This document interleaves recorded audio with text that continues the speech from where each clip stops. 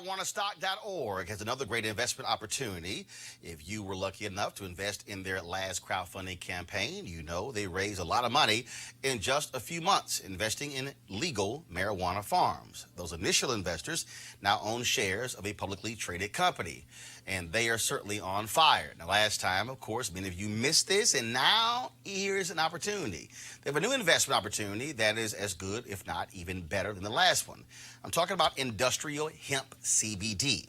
For those who don't know, the hemp plant is a cousin to marijuana with a much higher concentration of CBD, which means hemp CBD gives you all of the medical benefits of marijuana without getting you high. Now, until recently, hemp farming was practically illegal in the U.S. and heavily regulated by the DEA. However, the 2018 Farm Bill recently passed Congress, making it legal to grow hemp CBD in the U.S. and creating one of the largest commodities worldwide. Now, folks, they need land to grow all of the plants.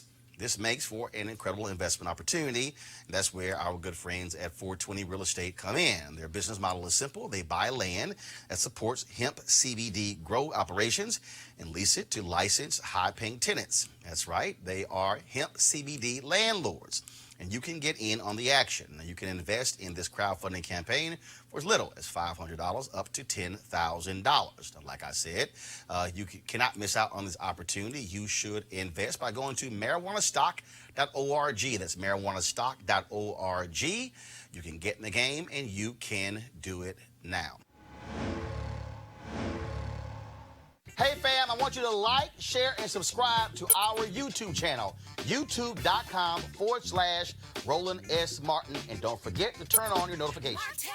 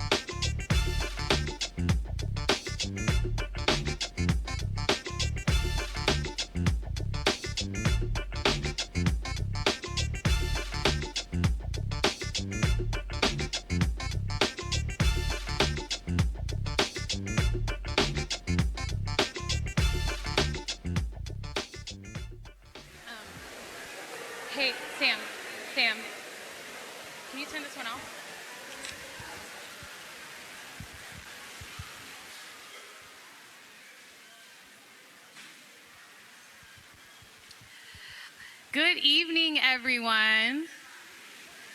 I heard some call back on this side, but not so much on that side. Let's try it again. Good evening, everyone. That's more like it. Thank you. My name is Mimi Walde-Johannes, and I actually work with the 74 Million. It's a K through 12 national education news site, and we are co-hosting this event with Roland Martin and some of our local partners as well. And I just wanted to go ahead and say thank you all for joining us for our Is School Choice the Black Choice Town Hall event series.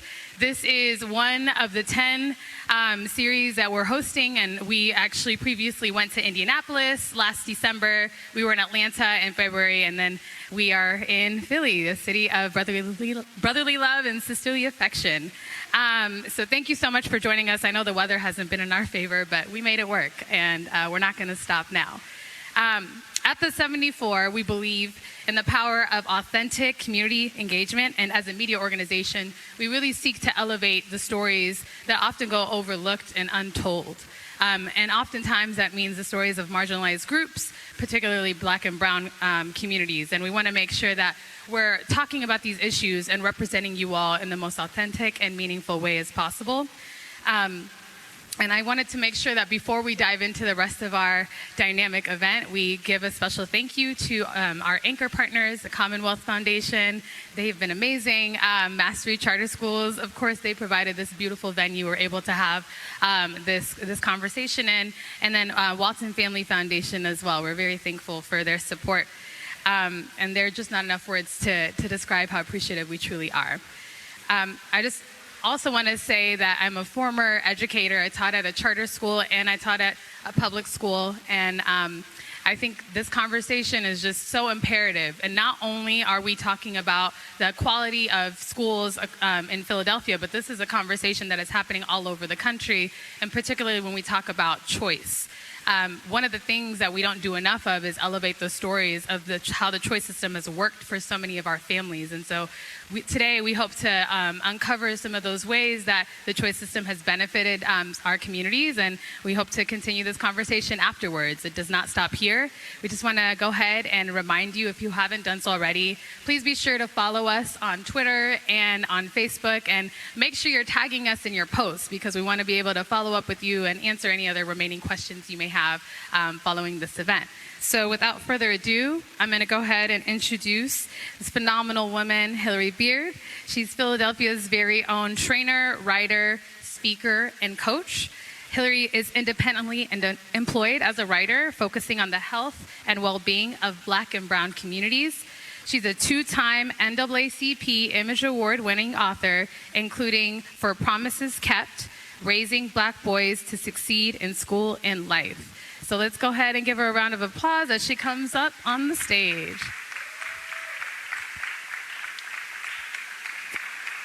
Oh, I was like, if she's coming.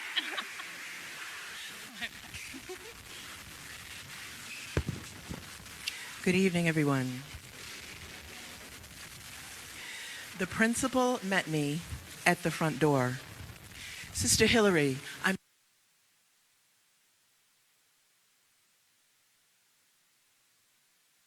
an amazing group of new educators now. I was successful.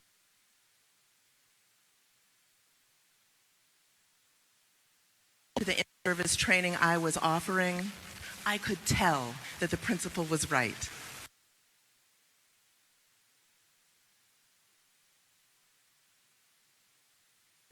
And highly skilled professionals.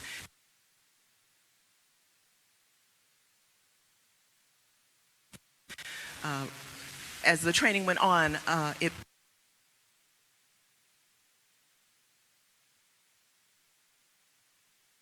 Of course, there was one person who sat in the back of the room with his arms crossed, but by the end of the training, he said, "Thank you."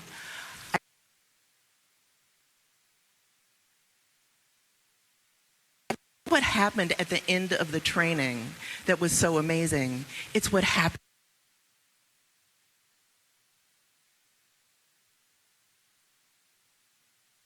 Management styles for educators, the styles that facilitate high academic achievement and support social and emotional health and well-being.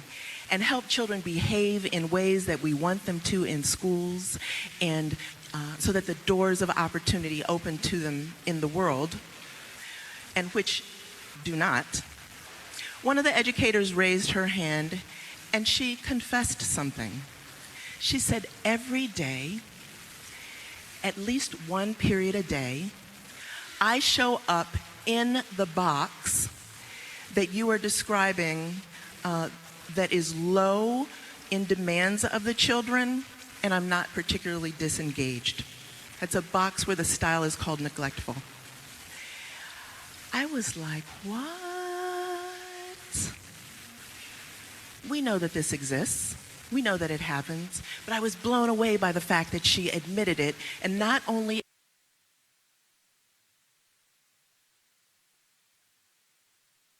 as somebody who actually really cared.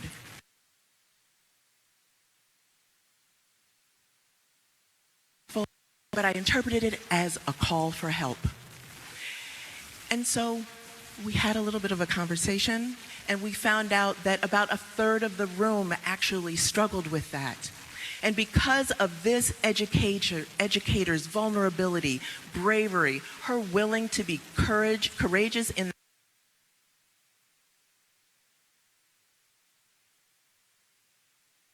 so as a result, we were able to talk about self-care strategies for educators.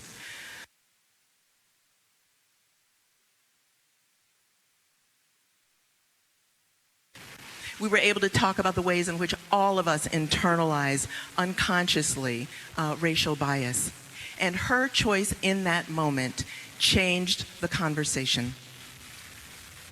Tonight, we're also having a conversation about choice. Choice about how adults show up in the lives of children. The conversation takes place in many different ways. It took place as that educator in that particular moment chose to be vulnerable, and we have choices tonight as well. As adults who care about and love children, are we going to be brave? Perhaps step outside of our comfort zone. Try something new. Be willing to pierce through the conversations that we usually have and be open to something different, to create a new possibility that might change the life of a child, a school, a community, a society, and our world. So I'm excited to have been invited here tonight to be here, to speak to you, and as well to sit at the feet of the amazing panel that we are going to have. I'd like to thank the 74 million, Mimi, wherever you went, Roland Martin, and all the local and national sponsors for having me. And speaking of Roland Martin, you all know him. You listen to him in the morning on the Tom Joyner Morning Show, where he appears on 100 different radio stations, reaching 8 million people as an analyst. We've seen him on CNN, on Anderson Cooper's show, on Campbell Brown's show. We, those of us who are old heads, watched him on The Lead Story on BET. Anybody remember The Lead Story? For those of us who are not from Chicago, he was in leadership at the Chicago Defender, which is Chicago's equivalent of the Philadelphia Tribune. He has won more than 30 journalism awards. He's won the National Association of Black Journalists Award for Journalist of the Year, and he's won the President's Award as well. He's written 3 books, including the first about his experience covering our first African-American president, President Barack Obama. And he is now running #Roland Martin Unfiltered, a digital show where he covers race, politics, culture, sports, and entertainment, unfiltered, and where he can say what he wants from an unapologetically Black point of view. So thank you all for being here this evening, and with no further ado, I'd like to introduce you to Roland Martin.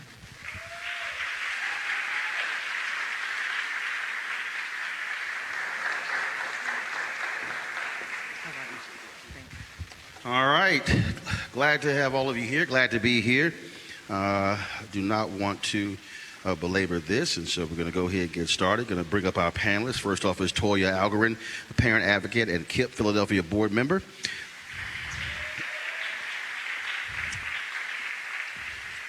Next up is Christina Grant, Chief of Charter Schools and Innovation, the School District of Philadelphia.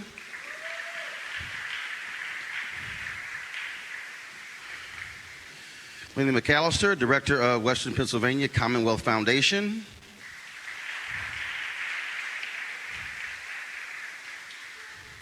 Sharif El-Mekki, he is the Principal of Mastery Charter School, Shoemaker Campus.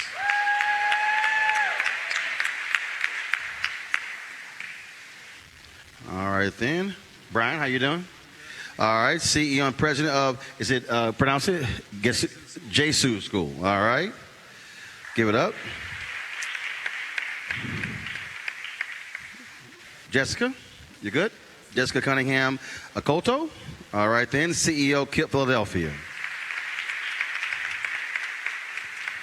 And David Hard, Executive Director, Excellent Schools, PA. So I want to start this way before we go to our panel. A couple of years ago, a brother who has a huge following on social media, Prince Ia, put together a video called Putting the School System on Trial. In the 2 years, this video has accumulated about 17 million views on YouTube. And I want to play this because I want it to set the tone for what this conversation is going to be about. So let's go ahead and roll that, and then we'll start.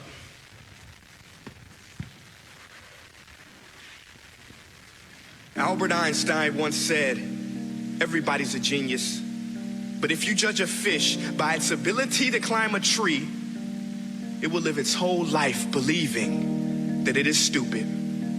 Ladies and gentlemen of the jury, today on trial we have modern day schooling. Glad you could come. Not only does he make fish climb trees, but also makes them climb down and do a 10-mile run. Tell me, school, are you proud of the things you've done?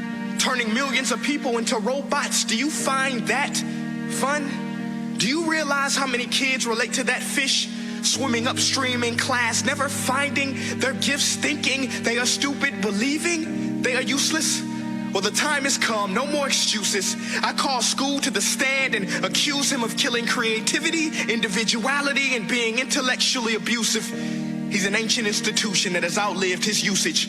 So, Your Honor, this concludes my opening statement, and if I may present the evidence of my case, I will prove it. Proceed. Exhibit A. Here's a modern day phone. Recognize it? Here's a phone from 150 years ago. Big difference, right? Stay with me. Here's a car from today, and here's a car from 150 years ago. Big difference, right? Well, get this. Here's a classroom of today, and here's a class we used 150 years ago. Now, ain't that a shame? In literally more than a century, nothing has changed. Yet you claim to prepare students for the future?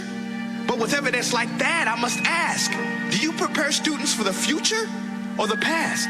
I did a background check on you and let the record show that you were made to train people to work in factories, which explains why you put students in straight rows, nice and neat, tell them sit still, raise your hand if you want to speak, give them a short break to eat, and for 8 hours a day, tell them what to think.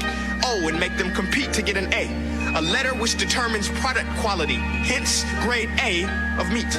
I get it. Back then, times were different. We all have a past. I myself am no Gandhi. But today, we don't need to make robot zombies. The world has progressed, and now we need people who think creatively, innovatively, critically, independently, with the ability to connect. See, every scientist will tell you that no two brains are the same, and every parent with 2 or more children will confirm that claim.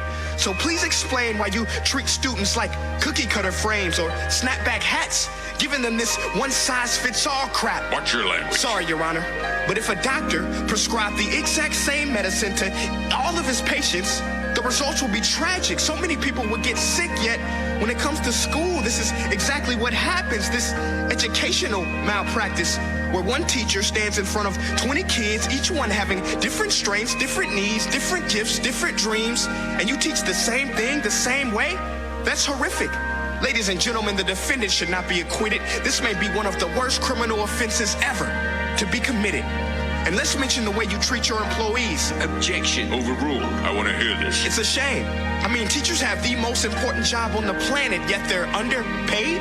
No wonder so many students are short-changed. Let's be honest. Teachers should earn just as much as doctors, because a doctor can do heart surgery and save the life of a kid. But a great teacher can reach the heart of that kid and allow him to truly live. See, teachers are heroes that often get blamed, but they're not the problem. They work in a system without many options or rights. Curriculums are created by policymakers, most of which have never taught a day in their life. Just obsessed with standardized tests. They think bubbling in a multiple choice question will determine success. That's outlandish. In fact, these tests are too crude to be used and should be abandoned, but don't take my word for it. Take Frederick J. Kelly, the man who invented standardized testing, who said, and I quote, "These tests are too crude to be used and should be abandoned." Ladies and gentlemen of the jury, if we continue down this road, the results will be lethal. I don't have much faith in school, but I do have faith in people. And if we can customize healthcare, cars, and Facebook pages, then it is our duty to do the same for education, to upgrade it, change it, do away with school spirit, because that's useless unless we're working to bring the spirit out of each and every student. That should be our task.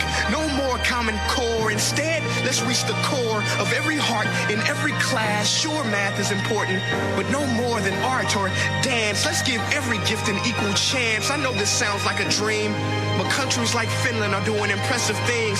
They have shorter school days. Teachers make a decent wage. Homework is non-existent, and they focus on collaboration instead of competition. But here's the kicker, boys and girls. Their educational system outperforms every other country in the world. Other places like Singapore are succeeding rapidly. Schools like Montessori, programs like Khan Academy, there is no single solution. But let's get moving, because while students may be 20% of our population, they are 100% of our future. So let's attend to their dreams, and there's no telling what we can achieve. This is a world in which I believe, a world where fish are no longer forced to climb trees. I'll rest my case.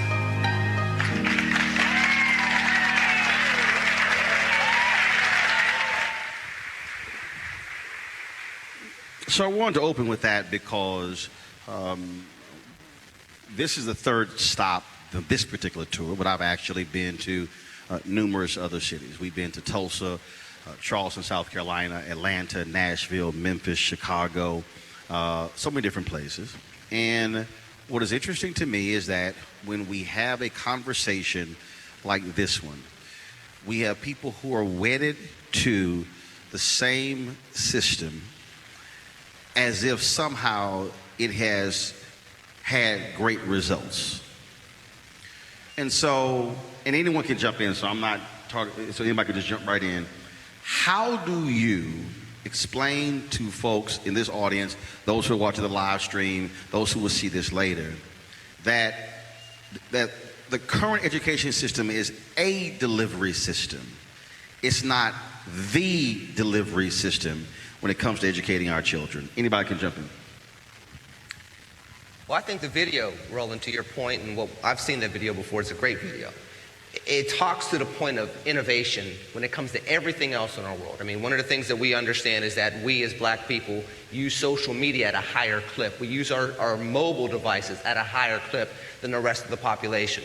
We embrace innovation. When you start talking about things such as culture and art, we have been innovative for years, but it seems as though we fight against that when it comes to education, especially when we look at the numbers. We see that we're behind. We also know that we've been behind everything from, what we were behind economically with Jim Crow coming through the 1960s to where we are right now with the resegregation of America.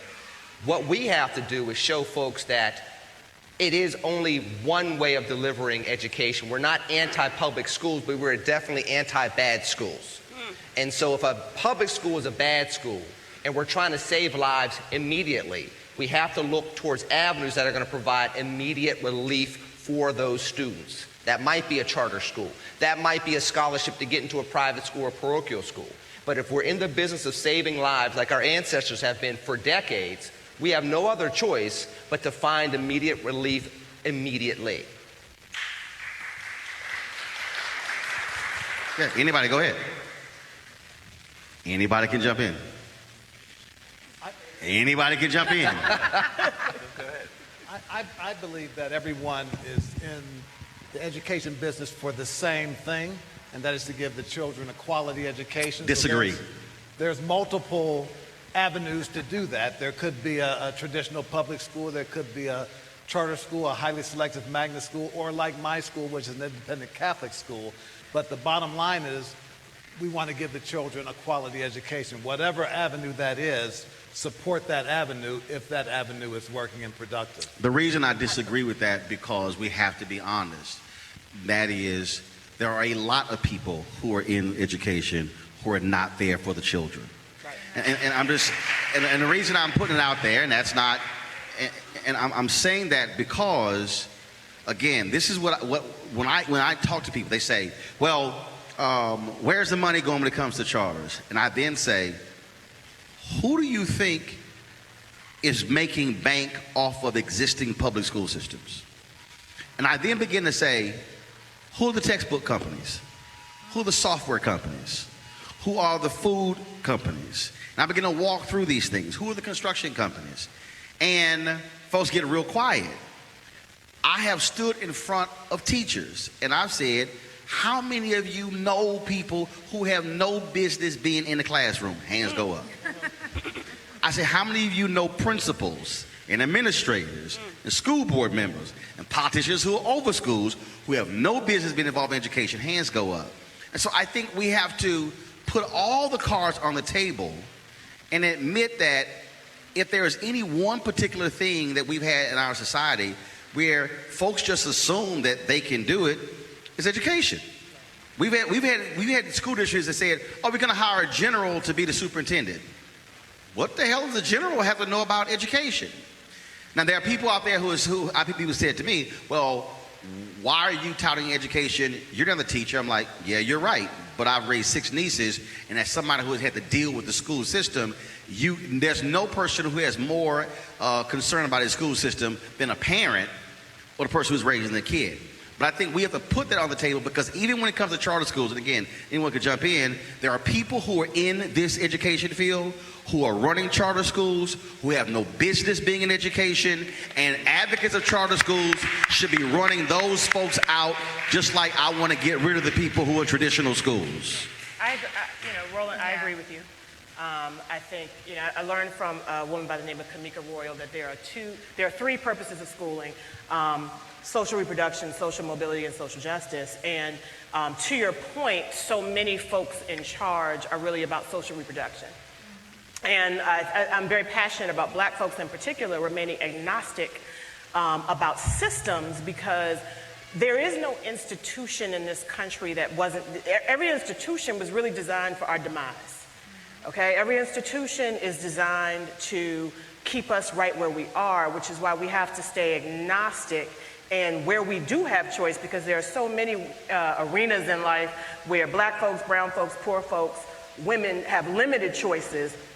So where we do have choice, we have to really activate that choice and treat it preciously, because systems, and I'm speaking of even my own system, I have to make sure it doesn't feed into that social reproduction. Even social mobility, I think is pretty problematic in many ways, because I don't think that has served us well completely. But we have to remain agnostic and be really devoted to quality, and schools and educators that prioritize our kids' wholeness as we think about choice and what that means for us. That's why I interviewed her. That's exactly why. Well, I do think we should be agnostic about different types of systems. But I got to tell you, the system that they have in front of us, this Philadelphia public school system, has not given our children a whole lot of opportunity, a whole lot of advantages. And you see this in the number of people trying to get into charters. There's over 27,000 people trying to enroll in charter schools this year. I don't think the district had that many kids trying to enroll in it, and they had twice as many students as us. Because they don't have to enroll. They can just sign up. There's not, come on, David, frame that the right way. New students. 27,000 new students. Did you have that? No, but think about, because you don't have to fill out an application to come to school. You just sign up, you come to the district and you enroll your child in the school. So I do not take away the fact that there are 27,000 applications to go to a charter school, and that does show the demand for the seats. But if we want to have a conversation about quality, we need to push for quality regardless of governance sector. We need to make sure that families are sending their children to an excellent school regardless of if it's a district or a charter. And we have to celebrate a parent's right to choose, which I fervently believe in, but we need to make sure that parents are choosing a school that is excellent, not a school that's marginally better than the school across the street. I would disagree that 27,000 people are trying to get to a seat. I would say 27,000 people are trying to escape a seat that's on fire. There you go. Because let's just be real honest. And I think, and again, I like to use the most basic, fundamental, common sense things. Hill Harper and I had this conversation. As he said, would any of us continue to go eat at a restaurant that has horrible food, horrible customer service, but somebody says, yeah, but the ambiance is okay? The answer is no. What I see with 27,000 people, with 20,000 plus 30,000 in New York, what I see when I'm in Houston, I see parents who are saying, I know this is bad, and I will take marginally better than really bad. And I think, and we just have to just call it what it is and own up to that, and then begin to say, okay, what has to be done to deal with traditional public schools that are failing our kids, but at the same time, not try to shut down a charter because that charter may be giving somebody hope that right now they don't have. And that, to me, is the biggest problem that I have when we have this conversation, because that parent is saying, I can't wait for the next superintendent and the next 10-year plan and the next 20-year plan because my kid will be gone. Guess what? You know what? As a parent, like right now I'm a grandparent, and I was a single mom of 3 children, and my oldest are in their 30s now. And when they graduated from Catholic school, because I went to Catholic school, I'm a first-generation college student, and my mom always instilled education. So I sent my kids to some of the same schools that I went to. And when they were in 11th grade, I witnessed them lacking the basics. Okay, basic. The 11th grade. Hello, I'm not done yet. I'm not done. Let me finish. Okay, so the 11th grade, my oldest son, because I'm working hard. Okay, and I'm leaving that education up to the school. So at that point, it's too late for him, right? And then I have a child that's in 5th grade, okay? And I'm like, what am I can't let him make the same mistake. And then that's when I found KIPP, and I put my son into KIPP, and he was on the 3rd grade reading level in the 6th grade. And then in just 1 year, he started to flourish, which I'm like, thank you, Jesus. Then it's time for him to go to high school, and now I got all these high schools in the area. Well, he's definitely not central magnet. He's not a magnet school student. He definitely ain't built to go to the neighborhood school. So I sent him to KIPP High School, and that's 3 buses. And then like the 10th grade, first day of school, he gets hit by a bus going to school because he's got to take three buses to go to school.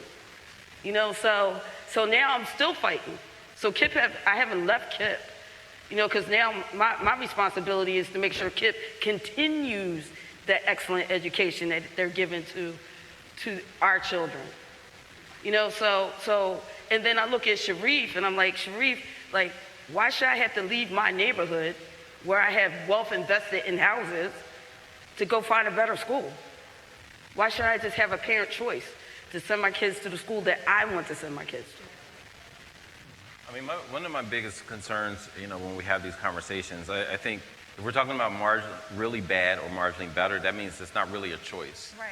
And so we're starting, and particularly for our communities, it's not just about schools. It's about, like, you know, many services that is supposed to be provided, whether it's clean air, clean food, whatever the case may be. Really bad or marginally better is often what's put in front of black and brown families and saying, like, you know, choose. And I think, you know, like, at the end of the day, and I can't stress this enough, until we really begin building our own, like, self-determination to me isn't deciding between really bad and marginally better. Self-determination is saying, we know excellence, we've experienced excellence, we stand on the shoulders of our communities who have been excellent, and they've shown us the way. Mary McLeod Bethune showed us the way. There are other educators who showed us the way. Until we're choosing something that wasn't created for us in its inception, it's just not going to work. But here's the thing, though. When trust me, as somebody who's run 3 black newspapers, this is my 12th black media experience. I've heard that, and I've talked about it. We also have to be honest with the reality in terms of what it is we can build. Marva Collins, when she left the Chicago public school system and created her own school, private school, she purposely chose not to take governmental dollars. When she retired, her daughter took it over. Dollars simply weren't there to keep the school going. School eventually shut down. 2 months later, her daughter committed suicide. And what's interesting is when I'm having this discussion about charters, we're fighting black people, black legislators, black school board members, black civil rights groups. And if you do a roll call and ask, where do they kids go? Where do their kids go? That's right. That's right. And I ain't got a problem calling them out. And my problem is, so you've got choice to send your kids to private schools or other type of schools, but then you're saying, oh no, we can only do this here. And when I make the argument that when it comes to education, if we cannot create a plethora of private schools, I sure as hell would rather say, let's see black-run, black-managed charter schools, if that is a pathway to creating it. But the black resistance is what is amazing to me. And then I hear the criticism like, oh, charter this, charter that. And I'm going, how is it that 10% of the students who go to charter schools are responsible for the problem of the other 90%? It's the most illogical argument because we are being played. Mm-hmm. We are being played in this conversation because there are folks who don't want us demanding and running charter schools. And we have to put that on the table and deal with that because we are fighting somebody else's battles and don't even realize how we're getting played. Lenny, go ahead. But there's another argument to this, and we're talking charters versus public. I mean, if we're talking about school choice. School choice is choice. But first of all, I don't talk charters versus public. I know you don't. Because charters are public. I know. And that's the first thing that's crazy. It's like charter versus public. They're public. All public. They're all public. But to me, and this is what gets missed in the argument, every single one of us in here is an American. We all pay taxes. All right? We have black-owned businesses that pay taxes. Do you know that 49% of the kids that applied for scholarships in Pennsylvania last year were denied tax credit but supported scholarships? That $150 million was left on the sidelines because legislators in Harrisburg said, enough of those poor dark kids got scholarships, no more, because they did a political football back and forth. So our kids are locked out of some of the best schools in Pennsylvania. Now, it's great to talk about charter schools, but I will sit here and brag about Shadyside Academy, where I graduated from in Pittsburgh, and I guarantee you my dad, on his blue-collar salary, my mother as a homemaker, could not have afforded $32,000 a year. But somebody understood that if I got to that school, I could give back to Pittsburgh, to Pennsylvania, to society. And when you have $150 million that could be put back into the system so our kids can escape that burning ship immediately, and we got legislation already passed out of the House that's going over to the Senate now here in Pennsylvania, the question we should be asking folks is, why are we not getting on those black legislators to get on board? Why are they setting our kids up to fail?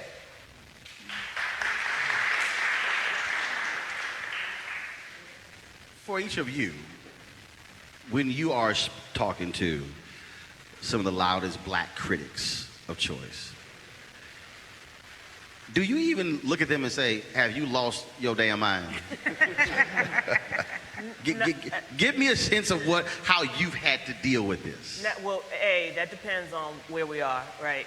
You know, if it's folks I can say that to, yes. Maybe not. If they tripping in church, I'm gonna say you lost your damn mind. Yeah. God, no, you cuss, story in front. Well, now that is true. But I think my response to some of the loudest folks is that I am no longer willing to have a fake conversation. And I think so much of this public charter versus public district nonsense is a fake conversation about kids where it's really a conversation about jobs. It's a conversation about unions. It's a conversation about money and politics. And I am willing to talk about jobs because that's a real thing. For so long, working in the public school district was black folks' ticket to middle class. I'm the daughter of a public school teacher. I get that. And that's a valid conversation that folks have lost jobs. Folks have, lost pensions, even though charters ain't got nothing to do with your pension. But, but let's talk about that instead of having this fake conversation about what's best for kids, because those are two different things.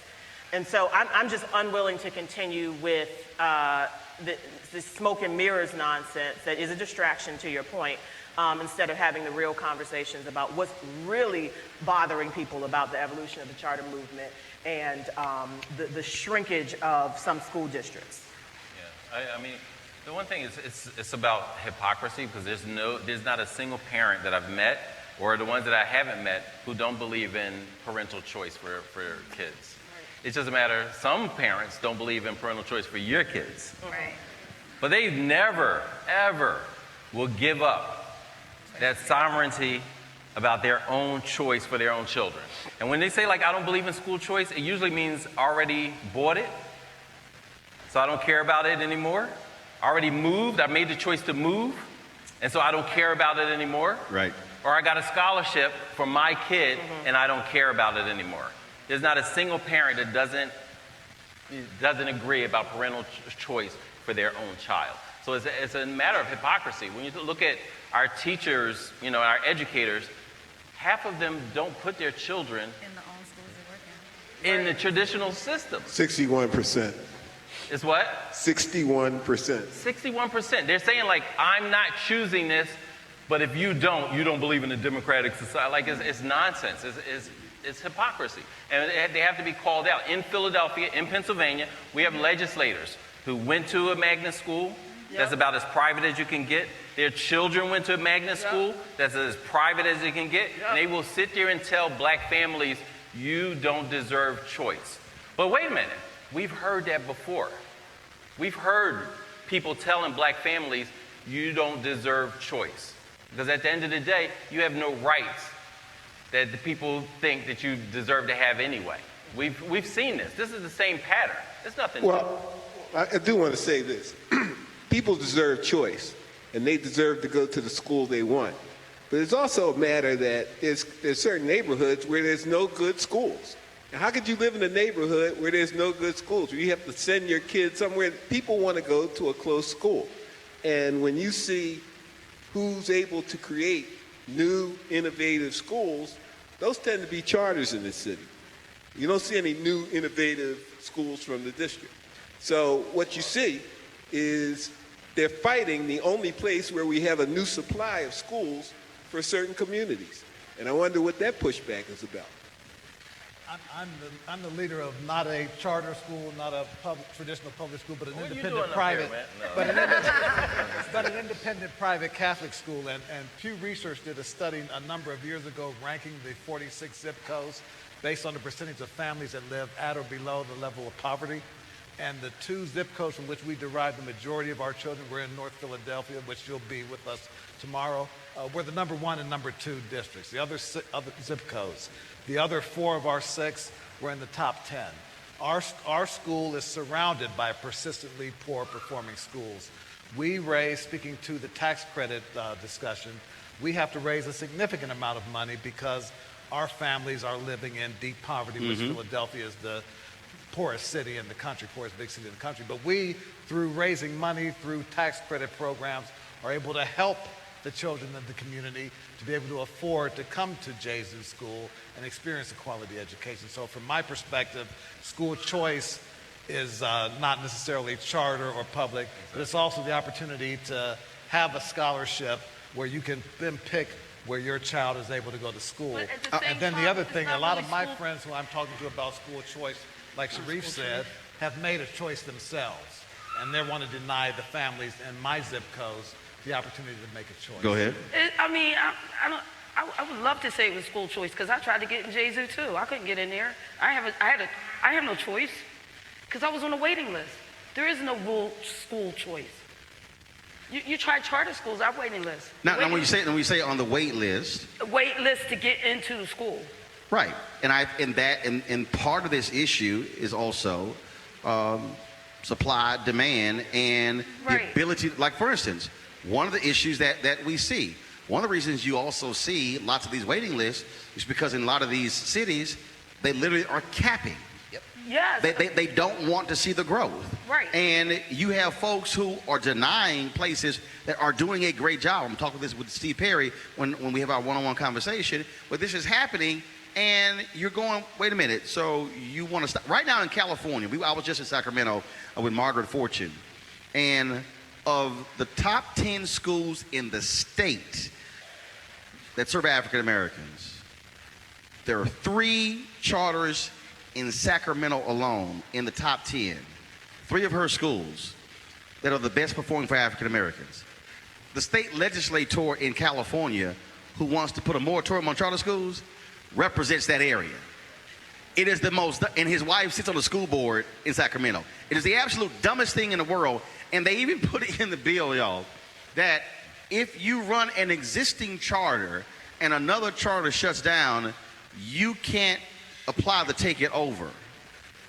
Now, if you're succeeding, why in the world would you not want a successful charter taking over another one? Because they don't want to see the growth. And that to me is just what is utterly illogical with these bills. But I want to throw this out because you made a point about you said about 3 buses. I was in Chicago and I asked them this question because I everywhere I go I hear about folks want to go to school that's down the street. And I'll ask the audience this. Raise your hand if your favorite restaurant is where you live. Thought so. When you go out to the movies, is the movie theater where you live? Raise your hand. 5 people.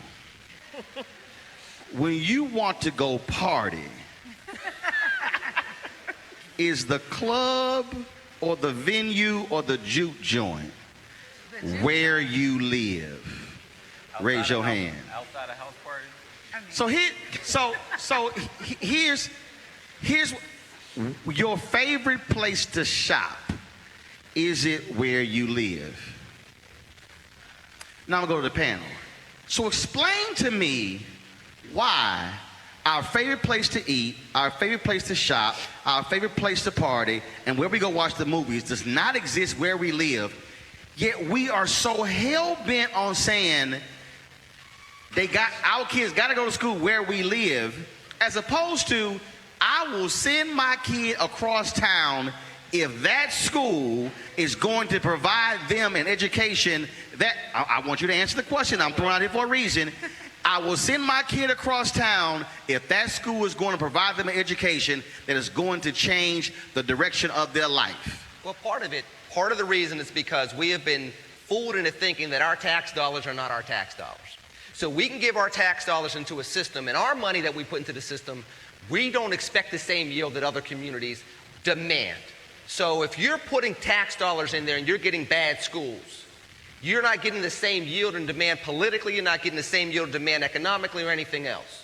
So when you start reclaiming that, that's where you can do everything from, hey, we demand better public schools now or else we're going to get rid of the superintendent, we're going to get rid of the school board, et cetera. But you can also say, in the meanwhile, since I am putting tax dollars in, you are going to create more EITC and OSTC tax scholarships, so that these kids in my neighborhood, my kids, my nephews and nieces, etc., can get to those better schools immediately. And I don't care if it's a charter or not. If it's that Catholic school 20 minutes away, that's where they're going. And by the way, since my tax dollars pay for that school bus too, that's how they're getting there. They're not going to take 3 pathways. I'm throwing it out here because I really want us to deal with it. Go ahead. Then you. Look, good schools are part of a good neighborhood. I mean, when you live, if people who move to a neighborhood, they look at what the schools look like, and if the schools are attractive, it makes the neighborhood more attractive. If you live in a neighborhood where the schools are dysfunctional, it hurts the whole neighborhood. So yeah,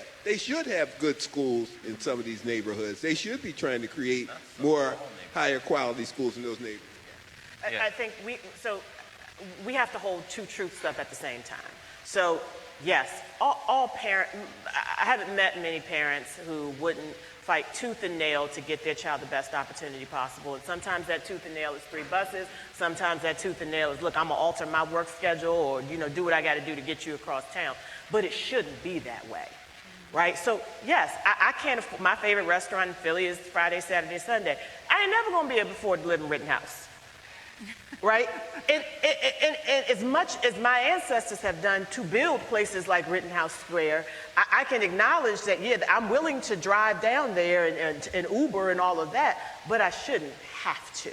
Yeah, I think those 2 things can coexist. At school is like, it's like having access to quality food.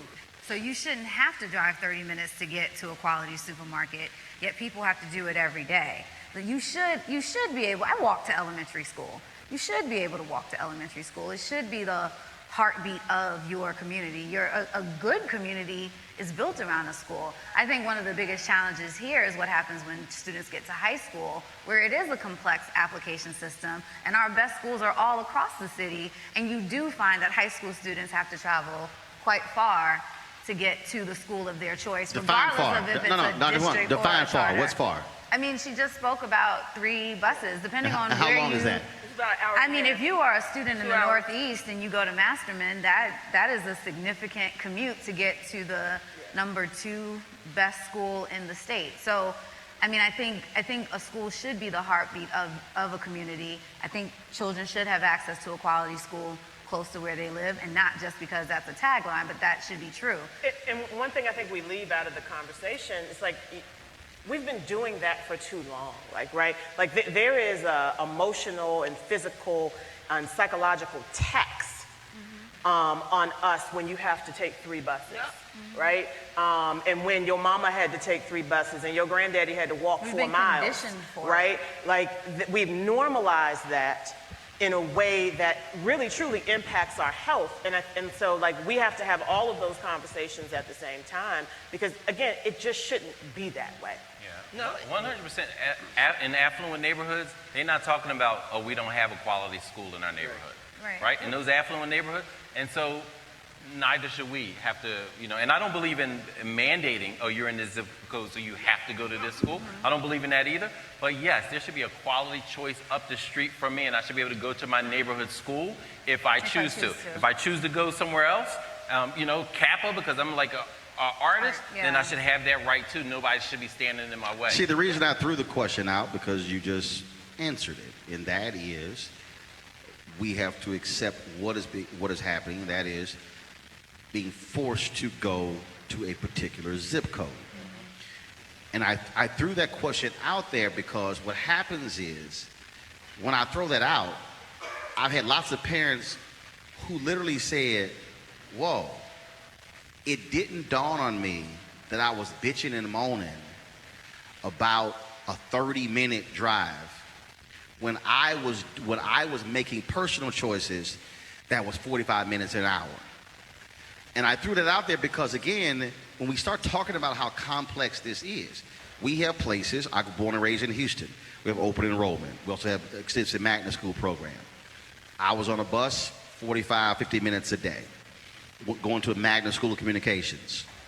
I have no issues with that, because the reality is those 4 years of high school were essentially my first 4 years of college. When I got to college, I was 4 years ahead of every single person on the campus because of that particular magnet school.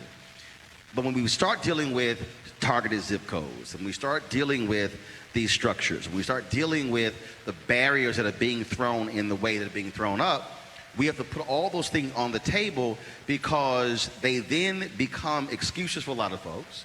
And also, we have to begin to challenge traditional districts to say, okay, how are you also creating these schools? And how are you also developing these schools? Just like, for instance, Chicago, 150,000 fewer students. All these people keep complaining about, okay, they shut these schools down in Chicago. But Chicago literally has 150,000 fewer students today than they did a decade ago.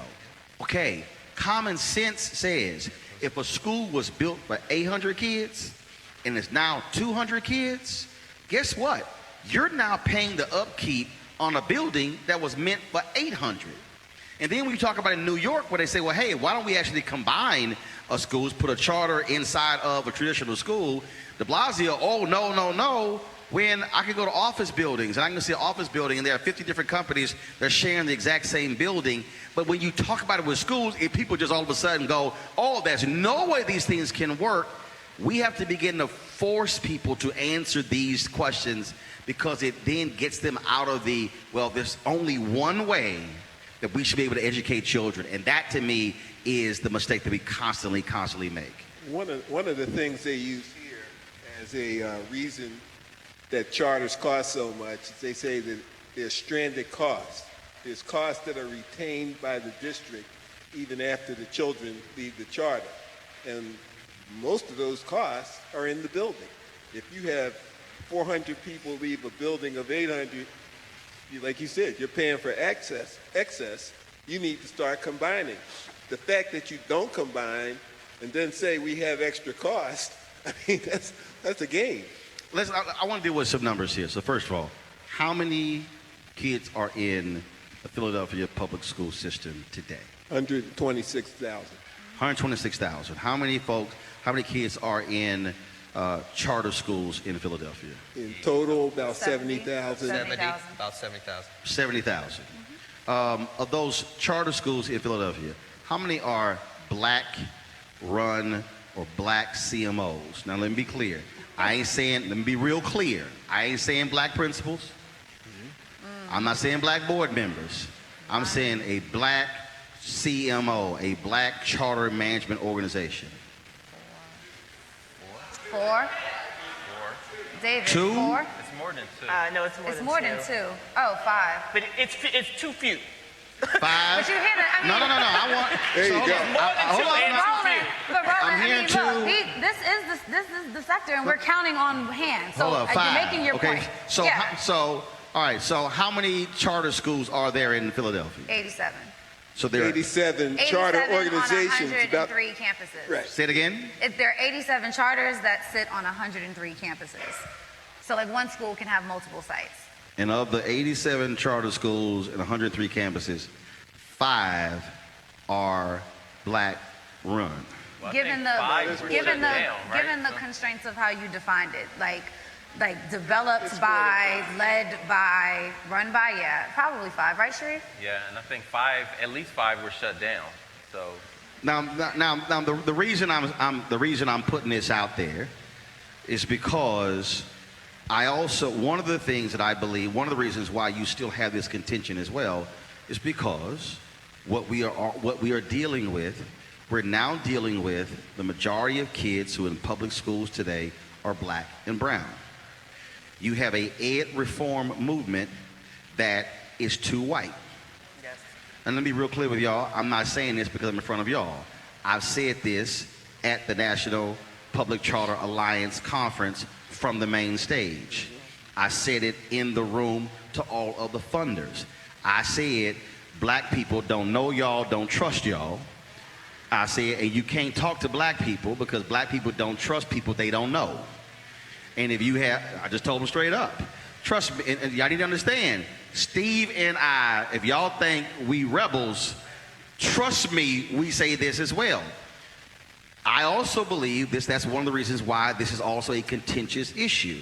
Because African Americans want to also see us in control of schools, in control of curriculum, in control of the budgets, in control of the hiring. I have been saying for a number of years, it's ridiculous that Friendship Public Charter School is the largest black CMO in America with 13 schools. Yeah. When you look at KIPP has what, more than 200? Yeah, across the country. Yeah. Yes, yes, more than 200. You're talking about these massive systems, and again, our kids are being served. And so let's talk about what are the potentials to be able to grow black CMOs in Philadelphia. Well, earlier when I talked about like that self-determination. Y'all notice how it got real quiet, and some of y'all like, did he really go there? Yes. When I talked earlier about self-determination, you jumped on like the idea of private. I wasn't even thinking about private school alone. I was thinking about whatever it is, but that it's like that ownership and that. Well, I wasn't thinking private. I was thinking this right. Yeah. So I think it's a valid point. I think one, the demand for it. When you look at the 60s and 70s, they were cropping up and without the support. And so until we demand for things at that level, until we absolutely demand it, people talk about like teacher strikes, the parent strikes. When is the parent strike? When parents start striking things, then that's when we'll get the change that we need. And we also have to defend. In Philadelphia, our black organization, and this is from afar because I have not been there, but from afar, it looks like that unity. When you see that old from the 13 colonies with the snake all divided up. That's how I look at some of our black CMOs. They're not a united front. And so they're getting picked off, one here, Imani's going down, that one's going down, that's going down. At what point do we learn that, like, nah, this is separate. This is when you have a united front. They ain't breaking this, but that's what we have to see. And with respect to growth and scale, it's all connected to how you attract funding, which is, I mean, you've sat in those rooms, and so they aren't a united block, so they can't go to a funder and say, we need an 8-figure investment in Philadelphia to grow and expand our organization. Because that's the type of capital that they would need in order to do the work. And so I think it's the connection between being banded together and having access to capital to grow. And the racism part of it, like, oh, you're black, we're not going to give you money to invest in your own kids. Like that, like we can't separate that. Don't trigger me because I mean, but that's real, right? I am a black CMO leader and one of the few in KIPP. And I moved to Philadelphia and started my job a year ago. And one of the things that's been really hard is you have to fight so much just to keep your head above water. And I'm saying this with like the backing of a national network and all sorts of things that some of my colleagues in other smaller organizations simply do not have at their disposal. And so it's really hard to even do that and try to thrive because your survival is threatened so quickly because you have to lobby to oftentimes the same rooms full of white men who ain't feeling you. That's right. And I mean, taking off the hat I have on now, but as the superintendent of a CMO, your growth and scale is all connected to the individuals that are on your board that have access to rooms you don't have access to. So I can be a leader of color. I mean, Steve and I fought that fight hard in Connecticut, but there were legions and legions and legions of people behind us that were making sure we had access to capital, access to facilities, access to finance. So you have to run an excellent product, right? And that's but you need an ecosystem of people behind you. And so one of the reasons, so just so you understand, one of the huge reasons why we're doing this, I'm not interested in having the same BS charters versus traditional and sort of nonsense. One of the reasons we're doing this is one, to bring together, we did this in Indianapolis and Atlanta, bring together those folks who are in what I call the black charter movement in these cities and say, you need to be forming alliances or coordinating committees in each one of these cities. So if somebody says, I want to reach out to black charter folks in Atlanta, okay, you should know exactly who you're going to. And one, they also are sharing information, who's doing what. And I said, when somebody comes along who wants to open a charter, you need to be one of the vetting groups because you also have the experience. Right. And so we've been working to bring those folks together, put them at the table. And I think the same thing has to happen here. One of the things that I want to come out of this town hall is for the very people who are here to say, okay, there needs to be more black CMOs here. And there should be more of these schools. Okay, how are you working together to create the same alliance to make it happen, as opposed to being on separate pages and then you really can't get anywhere? Because you're right, we have to be able to go to these large funders and challenge them and say, Eva Moskowitz met with you and asked for $50 million. Black folks are having to jump through hoops for $500,000. Right, but Roland, look at Eva's board. No. No, but I'm just saying, like, the access to capital starts with the people who are on that board. Follow me here. I understand that. But these are the same people who, what happens is, they keep talking about the concept of charters. They keep talking about how important this is. We have to have an infrastructure in place to challenge them and say, put your money where your mouth is. Don't just send 50 million there, but you send 500,000 here. You're not going to get the results in Philadelphia or in Chicago or anywhere else if you don't do the investment. And that's why the organization, to me, has to be there. What is happening is individuals are fighting that battle as opposed to coming with a much more larger entity saying, no, we're showing up in mass, so we'll challenge you. And so that's one of the things that we want to be able to do here as well. I want to also deal with, we talked about what those numbers are. Let's deal with what is the proficiency of black kids in this city. I want to deal with what's real in the district. What's the proficiency of black kids when it comes to reading, when it comes to English, when it comes to math? Anybody? It's roughly half the state average. So if I'm giving you numbers, Roland. Roughly half the state average. I want a real number. Giving you numbers. So, for example, when you start talking about language arts, the state average in the state of Pennsylvania is around 61, 62%. In Philadelphia, you're talking about low 30s. Okay, hold up. Is that the whole district, or is that the black number? That's the black number. From what I understand, that's the district number. That's the district number? Okay. Yeah. Say, hold up. So state average overall is 61. Philadelphia district overall is 30-31. What's the black number? No more than half of that. You said no more than half of the 30. Guesstimated, but yeah. About 15. About 15%, which means that 85% of the black kids at Philadelphia public schools are not on grade level when it comes to, what's that, language? Language arts, yes. What's the numbers in math? Lower. No, hold on. I'm hearing lower. No, I need a number. Can somebody give me like 8, 10, 12? Yeah. Do you know the number, ma'am?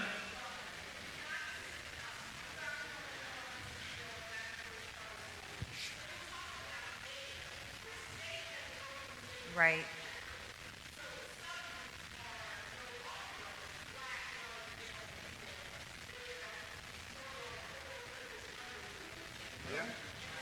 Yeah.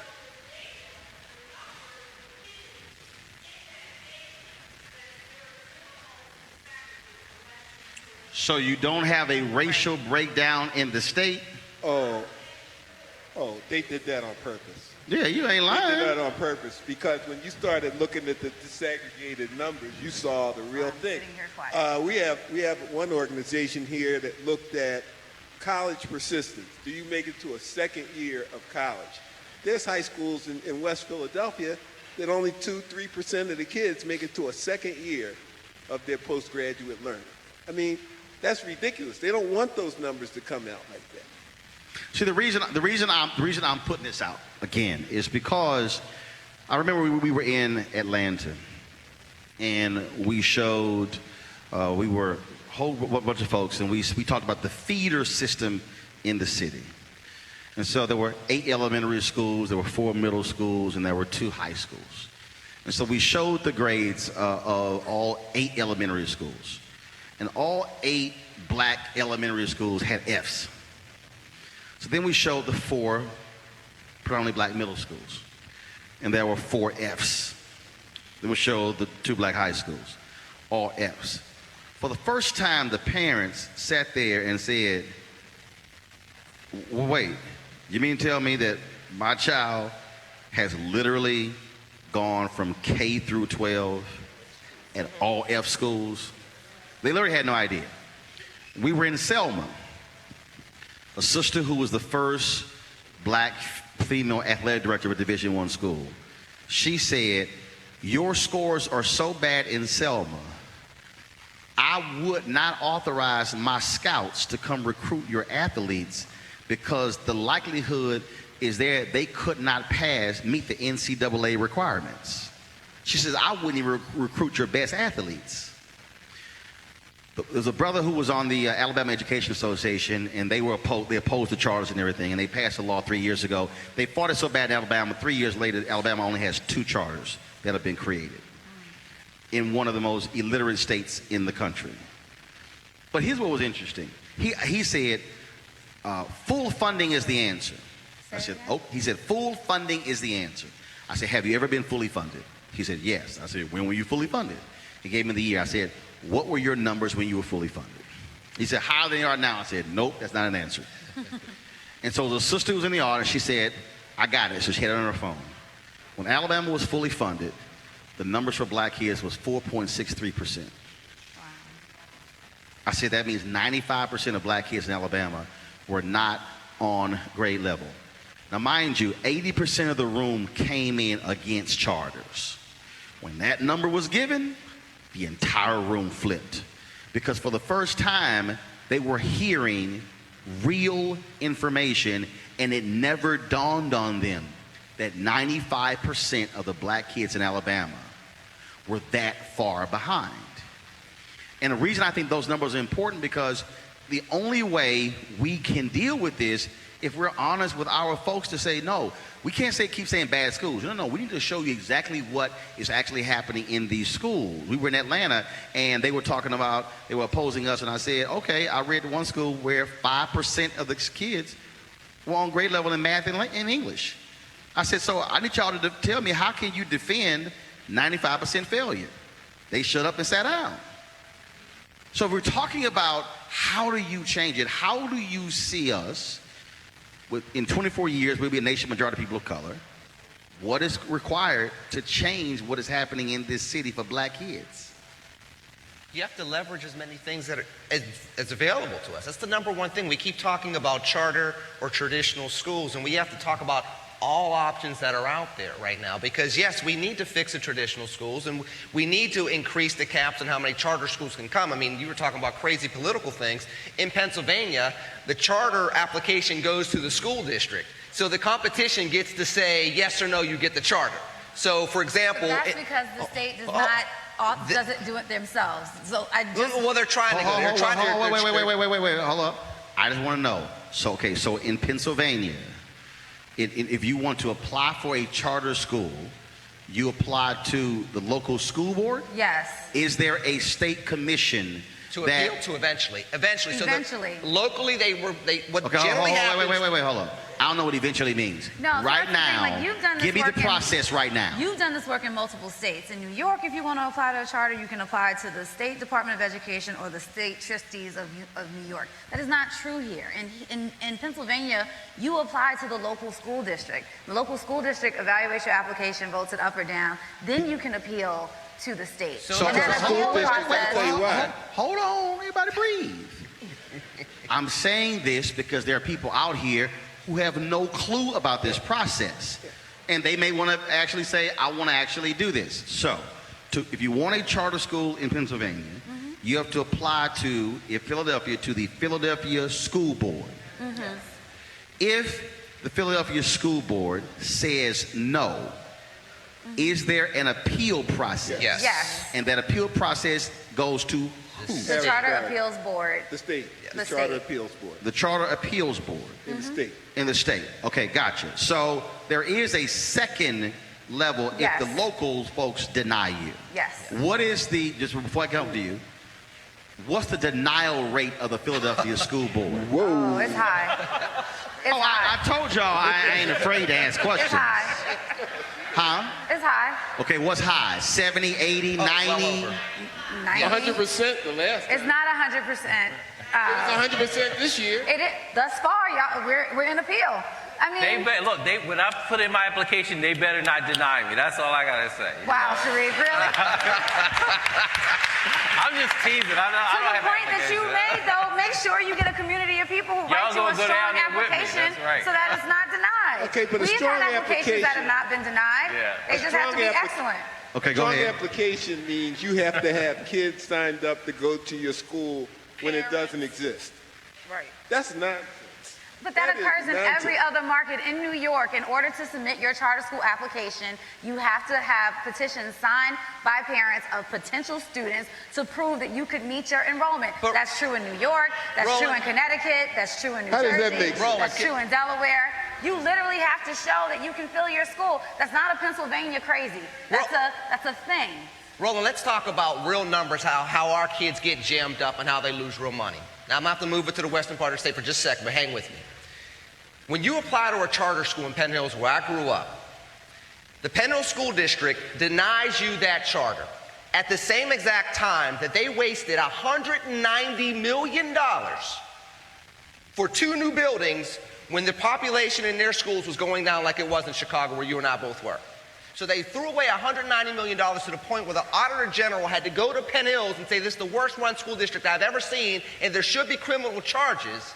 But they are still in control of telling local leaders there, we know these schools are bad, we know that kids are failing, we know that they're reading at a rate of about 13% at the state and national levels, and we know we threw away almost $200 million and wasted it, and there's corruption all over the place, but you can't have another option for your kid.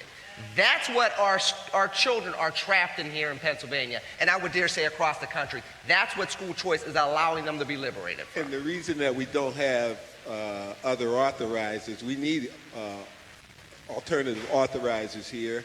The school boards fight that because they say they can't control their budgets if all these charters proliferate. Which is always an interesting argument to me, because that was the one that was given in Washington, D.C. Yeah. Oh my God, if these charters come, the district is going to evaporate. In Washington, D.C. right now, half of the district, they're in traditional schools. The other half are in charter schools. District still exists.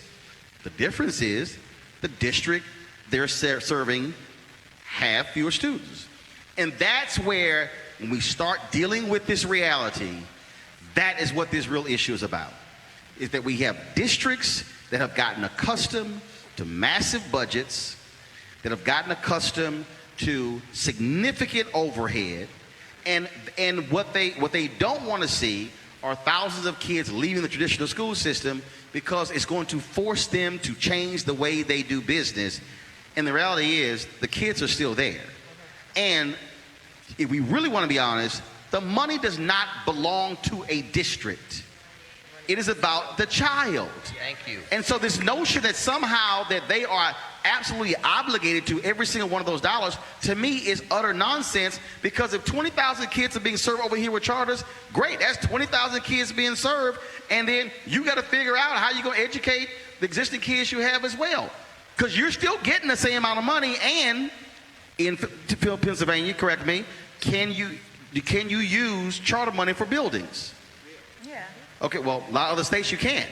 So you have to get outside money even for your building, as opposed to being able to use those dollars. And that also changes the dynamic. And so we just have to understand also why people are opposing charters is because they want every single one of those dollars. Because if what's the state number in Pennsylvania? How much money is allocated per pupil? Right. I'll wait. Because we don't have a per pupil funding. I got it. Okay, municipally, how much money is allocated per pupil? By 18,000. If we really honest, all 18,000 does not go to educate that kid. No. And that's what the real issue is when you talk about these budgets. Because when you hear the argument, we have to stop this moratorium on charters because districts are having budget shortfalls, that has nothing to do with the charters. That it has to do with other obligations of school districts, and that's one of the fundamental issues there. I asked again, what do you want to see changed when it comes to growing more black CMOs here? What also needs to happen? Was this me? Anybody? Go ahead. A few things. Leadership has to change. We have to be more, those of us who are in positions of power have to be far more deliberate about growing our own. Define that. Mayor, council, district, state? All. Okay. You know. I believe in calling them out specifically. Yeah. But go ahead, I'm sorry. The climate in I think either the climate in the funding community has to change, which is unlikely, or to your point, we have to force a change there because none of this really happens well at scale without money. I think we need a stronger political voice and advocacy piece to do that as well. So a number of things have to change, but starting with leadership and figuring out how to grow and develop our own talent to run these networks. We also have to let the mayor not be accountable to a significant number of black and brown children in charter schools, the children in these scholarship programs. He doesn't think about them. He's only thinking about the traditional public school kids. And they're not even really them, they're teachers and the administration. And if that's what motivates him, our kids don't bode well under that. Okay, so why how many kids again in charters in Philadelphia? 70,000. And how many of them are black? 6. Try to count. So of the 70,000 kids in charters in Philadelphia, 60,000 are black? No. Most of them. No. I want a black number. How many kids are black? There are 70,000 kids in charter schools in Philadelphia. How many are black? 50? About 50,000 or 50%? Someone just yelled it out. Miriam, what'd you say? 42,000. Okay, so 42,000 of 70,000 kids in charters in Philadelphia are black. So please explain to me, how is it that black folks who believe in charters, how are you mobilizing those people to put that level of pressure on the mayor? That's what I think that. Go ahead. That's another example of what we need to do, because a lot of times parents are just they send their children to the same neighborhood school that might be failing, or they might send their children to a school that's doing just a little bit better, but it's still basically failing. I think that we really need to educate the parents. And when I say educate them, we need to put that passion inside them and light a fire inside of the parents so that they will support the children in the school. Not just like, oh, well, this is the way it's going to happen and that's the way it is. And I mean, I think, and some of the parents are young, they just don't get it. I'm not like an old GG in the schools, and you just need to get like the parents involved. If you mobilize the parents, we can make it happen. In the city of Philadelphia, we were there when we started our educational opportunities for families. That's when we mobilized like all the parents, and we got out and we had our rallies. It's just like the stamina and keeping it moving and keeping it a fire underneath it. And the reason I'm pushing that, because what you have here, frankly, is what a lot of cities don't. You have literally a body of people, a massive body of people sitting there, which is your natural mobilization well, if you will, and you got to use it. I mean, you literally have to use it. If the mayor of this city is ignoring those folks, 10,000 need to show up and say, you gonna pay attention. Right. Trust me, no politician will turn their back if all of a sudden 10,000 folks show up. So what do you see? Where do you need to start, again, to begin to mobilize the folks in this city? Forget the folks who don't like charters or vouchers. Right. Where do you see starting? What should be the marching orders of the people sitting in this audience who agree? Anybody? educate your neighbors. So I think that work has to be really rooted and led by the community. And so I think if I had to give one, action item to folks who are here, it's how are you getting the message out and the word about this data, making sure that everybody in your neighborhood understands what that data means, not just for their children, but for generations. Right. Right? And coming together to plan and say, okay, so how do we get politicians, local and at the state level, to really hear us and demand what we know we deserve? Go ahead. Yeah, I was just going to say something very similar. I think the transparency. You asked a question about Philadelphia's data for black kids. We're up here, we're like so-called experts about Philly, and we couldn't just tell you like exactly what it is. So imagine the families who are like... problem. That is a problem. Imagine all the families who are working on tons of things and being bombarded with stuff to be able to Malcolm X talked about like when people are sad, things don't usually happen. When they get angry, that's when they make change. So if we're transparent and people know about stuff, that's when they get angry and that's when they demand things. That's when you get that 10,000. When that anger feels like, nah, we're not standing for this anymore. Right, but what I'm trying to do is I'm trying to get black people to stop mobilizing only when we're pissed off.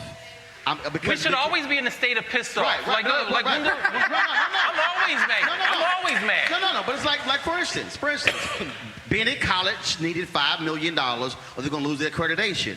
Massive fundraising campaign, they raised $9 million. Okay, and my whole deal was, okay, what is the annual plan to sustain the money? Right, and so again, that's why I'm saying, if you've got 42,000 of 70,000, all those people have parents.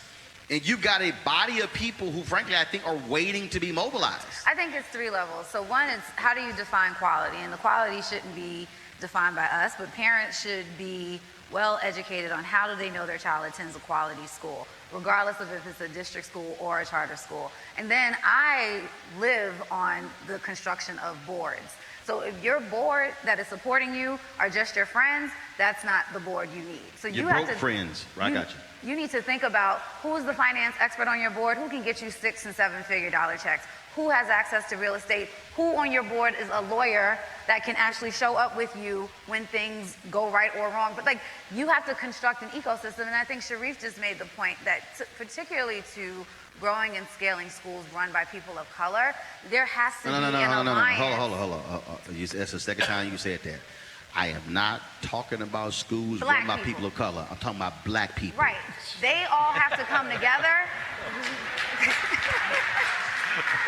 They all have to come together despite their organizations and get real clear about excellence, mobilization, and advocacy so that they are seen as a force and not an individual school. Bryan. So Gesu School is a school led by a black person.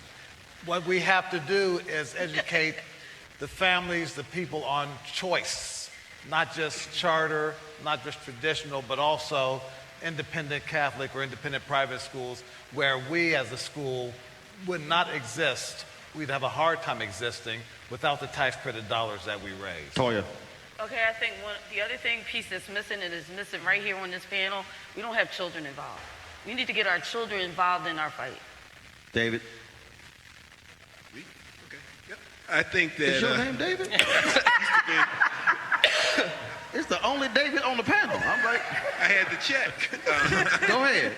No, what I think has to happen is that the schools need to do more informing of the parents of what they're doing right and what's not going right, and what's getting in the way. Parents get a call when your charter's in jeopardy or you're trying to get a building when there's some big issue. They should be getting information all the time so that they know what's going on in that school. All right, then. Folks, give it up for our panel here.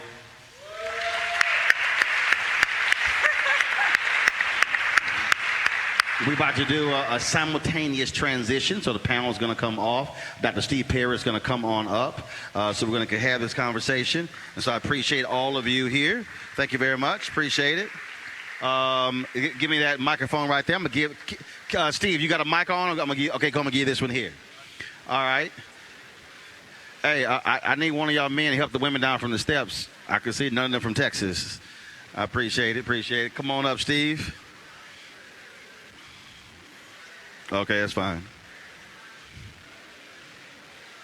Right, you can always tell who from the South.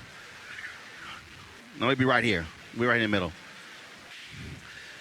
So, if you want to share this, we are actually live streaming this on my Roland Martin Unfiltered digital platform on Facebook, YouTube, and Periscope as well. And so, folks out there, they have been commenting for the last hour or so.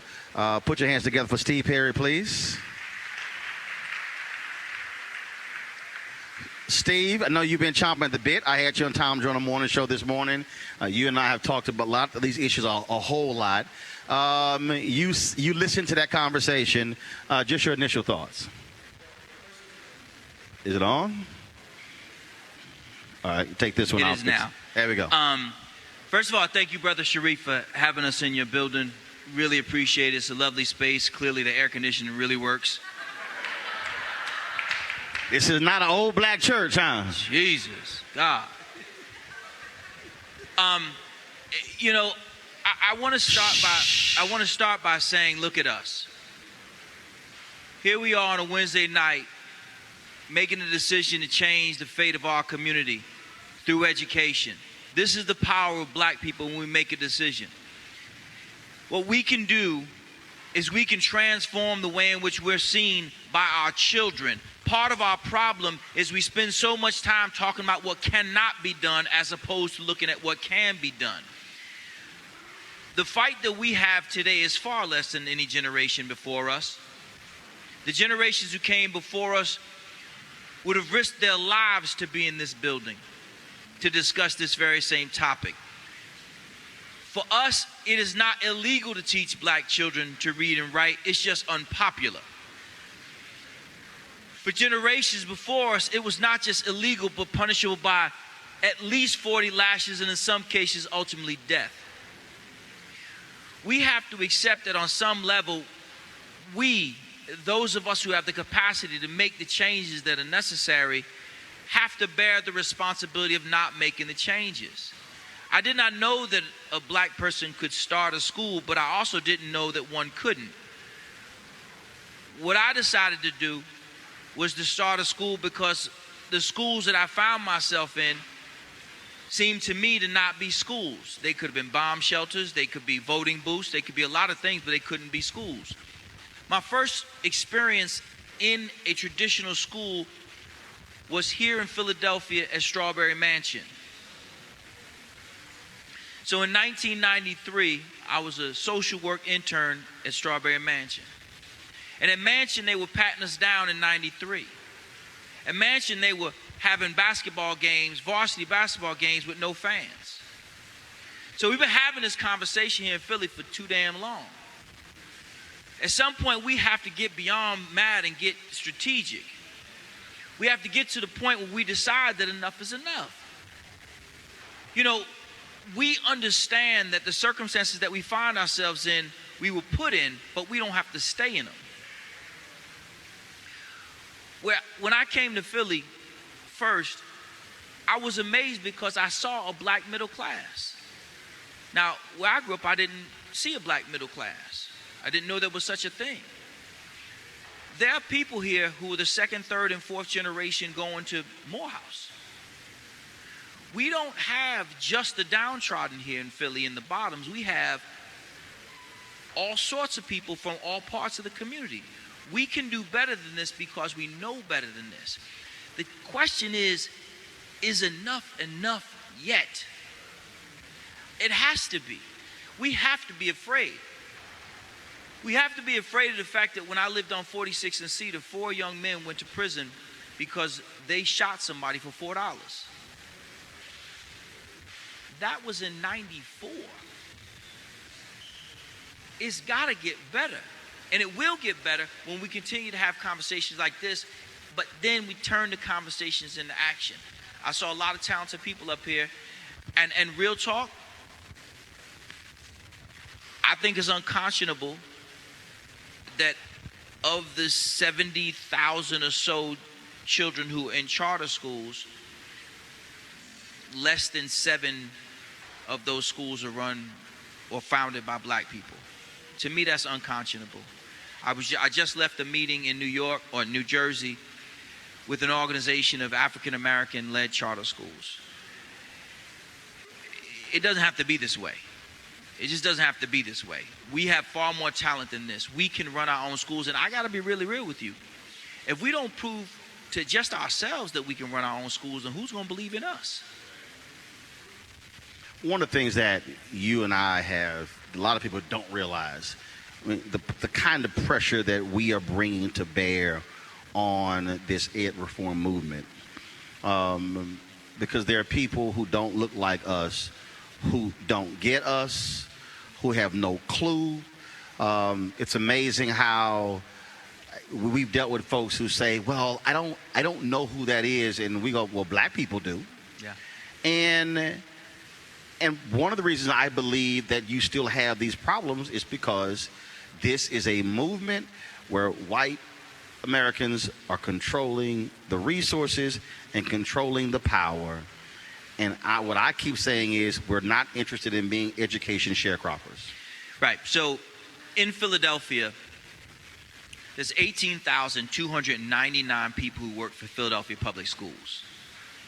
18,299 people who are not prepared to give up their piece of the pie. 18,299 people who are likely middle class because of the job that they have. They ain't gonna punt on that. We have to recognize that in most cities, Philadelphia being among them, the largest employer is often the public school system. And so it's a source of income for those people who work at it, and it's a source of outcomes for those people who are forced to attend it. I'll use Connecticut, where we have one of our schools, or two of our schools. In Connecticut, 28% of the adults are African American. 70% of the inmates are African American. 39% of the children are African American. 78% of the inmates are African American. 3 cities in the state of Connecticut, Hartford, New Haven, and Bridgeport, 3 cities send almost 60% of all prisoners to prison. There is a direct line from the sequence of schools that you attend to prison. There is a school to prison pipeline. And when we play ourselves into thinking that, well, if we just give these failed institutions more money, that they will stop sending our children to prison, black children are new cotton.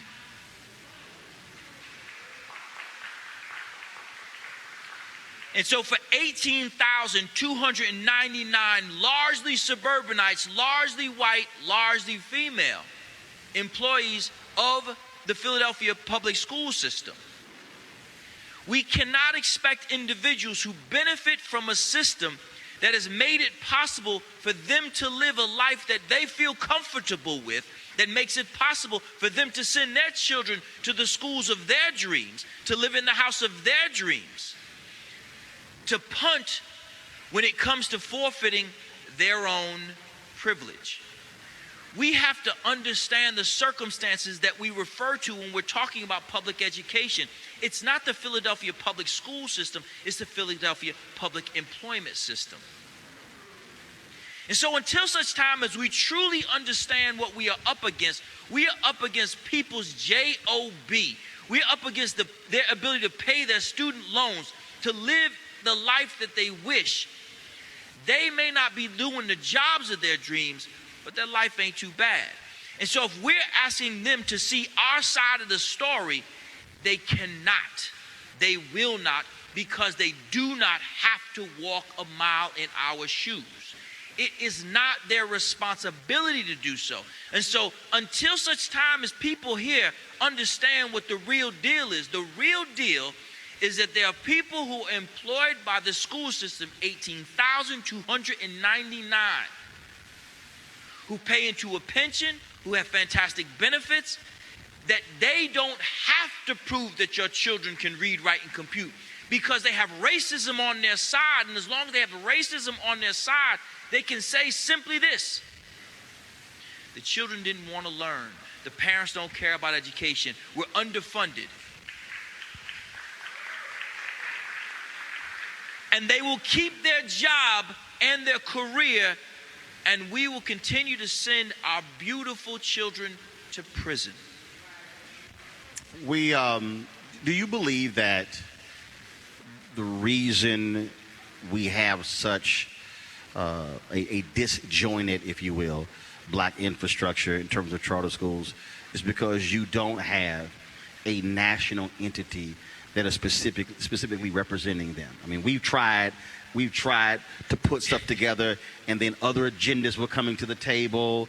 People with their Democratic agenda, their liberal agenda, their progressive agenda. We kept saying, no, this is a black education agenda. Because that to me, I think, is a missing piece, which is why trying to bring folks together city by city is a way to try to construct that.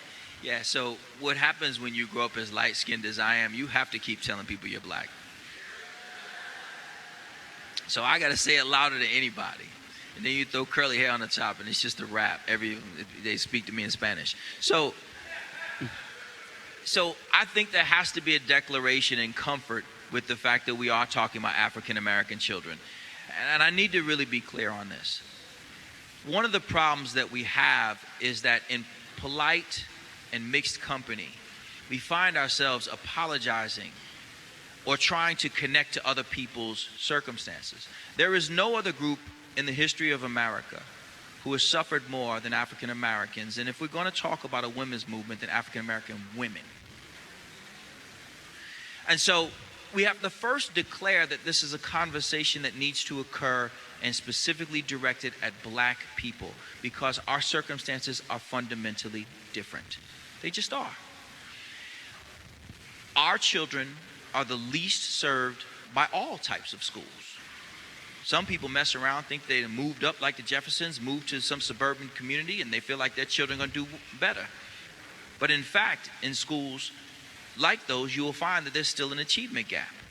And so one of the reasons why, Brother Roland, that I think that we're in the circumstances that we're in is because we've yet to acknowledge fully and completely that this is specifically an African-American issue. Yep. I was just with a funder before I came here. Well, hopefully a funder. I was trying. But what I said to them explicitly was, I need you to understand that if you're going to fund our work, you're going to fund black people's work. And if that makes you uncomfortable, it's cool. We don't have to work together. But recognize that if we don't educate African American children now, then the circumstances that we find ourselves in should frighten us to our core. If we don't find more individuals who are African American who can teach, we will continue to suffer through the circumstances that we find ourselves suffering through. The data is pretty clear that when children of color, more specifically African American children, learn from African Americans, they actually do better.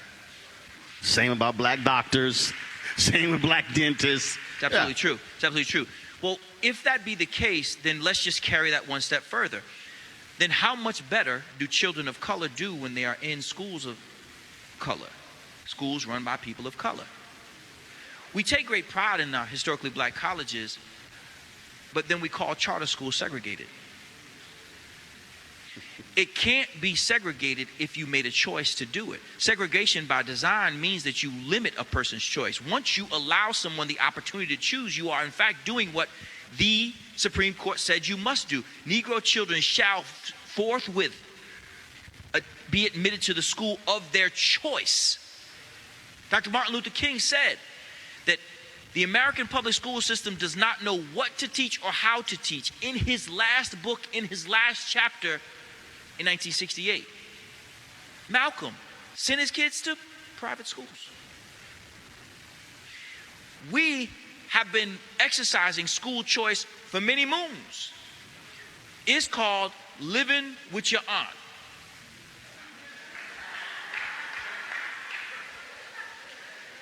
So we've never accepted this notion that the school that we must attend must be the one closest to our house. We put ourselves in an intellectual ghetto when we act as if the only way that we can live is in a certain block radius. Wealthy people do not determine where they're going to live entirely by where they're going to send their child to school. They want good schools, but they don't have a problem sending their child all the way to Tennessee to an all-boys school called McAllister. They will send their children to the best schools, as we have for generations. So the second part of it is why we don't have a national movement is because we have to accept that we have to physically move. We have to sometimes move. My sons took an 87-minute bus ride one way to school every day, to my school. So the final part is this. We have to hold people accountable, because if you don't eat what you cook, then why is it that you want me to eat it? We allow our own community, black legislators, to get away with this profound hypocrisy. We don't sit and say, brother, I saw you at the Jack and the Jill. And I know your black ass don't send your kids to this raggedy behind school. So since you don't do it, Mr. Representative, why must I? Why is my commitment to my community judged by my willingness to forfeit my child's future so that you can keep these 18,299 people who will not send their children to these very same schools employed? So we have to, in the third part, hold our elected officials of color accountable for the hypocrisy of their own life. As parents, they're all about school choice. As politicians, they're all about public school. When you talked about this notion of unapologetic.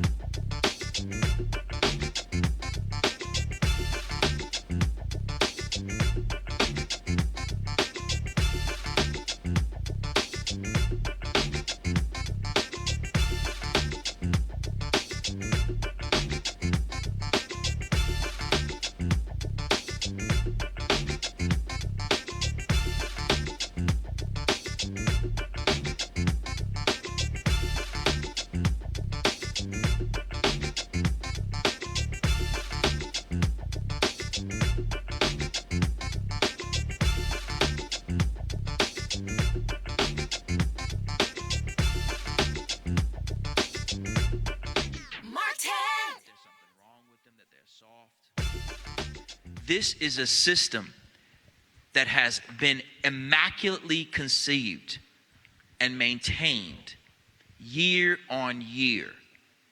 The issue is not one of funding. It is not. The issue is much more pedestrian than that. You don't have a funding gap, you have a belief gap. Your belief gap is simple. If you were to go to North Philly and you were to give whatever child you wanted to an iPhone, and you would go to Chestnut Hill and you were to give one of those children an iPhone, show me the achievement gap. There would be none. Yet this technology, that's the highest technology that is available in the retail space, they have intuitively figured out how to use, regardless of their education level. The issue is not that our children are unintelligent, they're simply not being taught. When there's a belief gap, when there is a belief gap, we don't believe that this child is going to do the homework, so we don't give him homework. We don't believe that this child can learn this, so we don't teach it. We don't believe that the parents care, so we don't push the child. And so what happens is, children are simply being taught less. And as a result, their minds are developing into mush, an atrophy of sorts. Not because they don't want to learn, but because people don't want to teach them. And that's what we're dealing with here. What we're dealing with is a commitment, because let's be real. It's not that we don't know how, double negative, we know how to run fantastic schools. We absolutely do. The question is that we have made our minds up that some kids don't deserve them. And as a result, we don't give them to them. Our live stream went down, but we're back up. So last question for you. I'm also going to take questions from the audience, and so we're going to have someone with a microphone, so get ready for that. One of the reasons why we are doing this is because in 24 years, and I said it earlier, 24 years, America is going to be a nation, majority people of color. And if the current trends continue as they are, all the numbers that you cited are going to continue. The black-white wealth gap will be even wider. And I dare say, and I've been saying this, that we, as African Americans, we will look like South Africa. Well, I'll take it one step further. At the current rate of academic performance, it will take African Americans 286 years to catch up. I plan to live long, but not that long. Which is why we can't get consumed in this silly fight over charters versus public and this and that. No, what we're talking about here literally are the next 2, 3, 4, 5 generations of black folks in America. Well, Brother Roland, I'll take it one step further. I think that the fight between charters and traditional schools is a red herring. Everybody here understands it's just a straight job issue. Like, it's just a straight, and it's more specifically, it's the teachers union. That's exactly who is behind this, 100%. Nobody else. It's them and weak politicians who are afraid of them and who listen to the BS lies that they tell. That's just the fact. Anybody can say anything they want, that's the fact. But one of the biggest chasms that exists for us in this conversation around education and education reform is a chasm within the black community. What's strange is that there are many African Americans who are middle class who think that because they're middle class that they're no longer as black as the other people. And if you're struggling with how black you are, I advise you to drive your car. Or just wait for the next housing crisis. Or just wait for that too. We have to recognize that within our community, when we're talking about 6% of African American children were deemed college ready by the most taken standardized assessment in America, we're talking about all black people, not just the poor ones. It's mighty comfortable for some of us to think, yeah, no, yours too. All of ours. It's not cool for us to continue to act as if we can disaggregate the data, meaning separate ourselves from other people. African American children, by and large, are being beaten in the classroom by poor white children and immigrants who come in not speaking the language. I have seen firsthand children come from Iraq, war-torn Iraq, in the 9th grade and outperform the students, not speaking English, outperform the students from Hartford, Connecticut, on the SAT in just 3 years. Folks, being black is something